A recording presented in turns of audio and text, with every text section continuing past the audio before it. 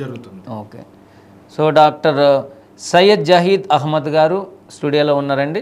మరి డాక్టర్ గారికి మీరు ఫోన్ చేసి మీకున్నటువంటి ఊపిరితిత్తులకు సంబంధించినటువంటి సమస్యలు అడగాలంటే మీకు ఇక్కడ స్క్రీన్ కింద స్క్రోల్ అవుతున్న ఫోన్ నెంబరు 7997505099 ఈ నెంబర్కి కాల్ చేసి డాక్టర్ గారితో మీరు నేరుగా మాట్లాడి మీకున్న సమస్యని చెప్పి సో తద్వారా చికిత్స మీరు పొందవచ్చు. లేదంటే డాక్టర్ గారు వెంకటరమణ సూపర్ స్పెషాలిటీ హాస్పిటల్ మనందరికీ తెలిసిన ఒకసారి కాల్ తీసుకున్నాను సార్. హలో,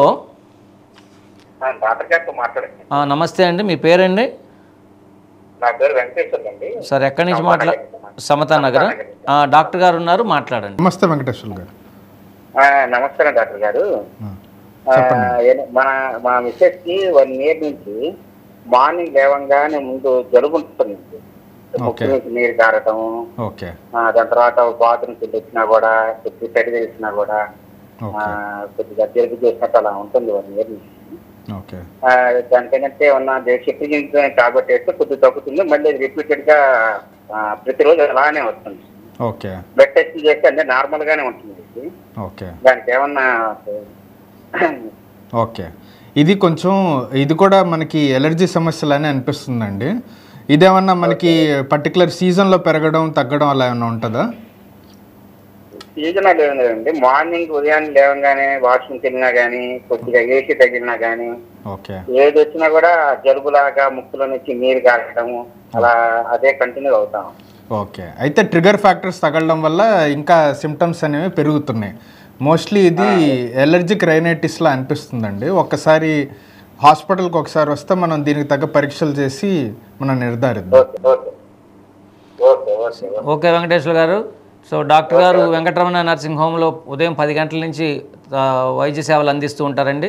మీరు వెళ్ళి డాక్టర్ గారితో మాట్లాడి సరైన చికిత్సను పొందవచ్చు. థ్యాంక్స్ అండి, థ్యాంక్స్ ఫర్ కాలింగ్ అండి. థ్యాంక్ యూ అండి.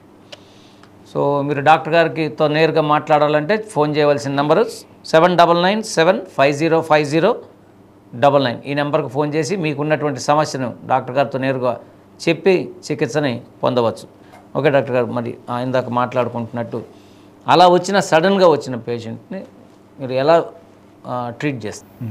ఫస్ట్ ఆఫ్ ఆల్ ఇలా ముందు హిస్టరీ కనుక్కుంటామండి. హిస్టరీలో ఏమైనా ఇలాంటి ఊపిరితిత్తుల సమస్యలు ఆల్రెడీ ఉన్నాయా లేదా అని చూసుకొని దానికి తగ్గట్టు ట్రీట్మెంట్ ఇమీడియట్గా స్టార్ట్ చేసుకుంటాం. ఆక్సిజన్ అవసరం అయితే సాచురేషన్ లెవెల్స్ అవి చూసుకోవాల్సి వచ్చింది. ఒకవేళ తక్కువ ఉంటే ఆక్సిజన్ పెట్టాల్సి వచ్చింది.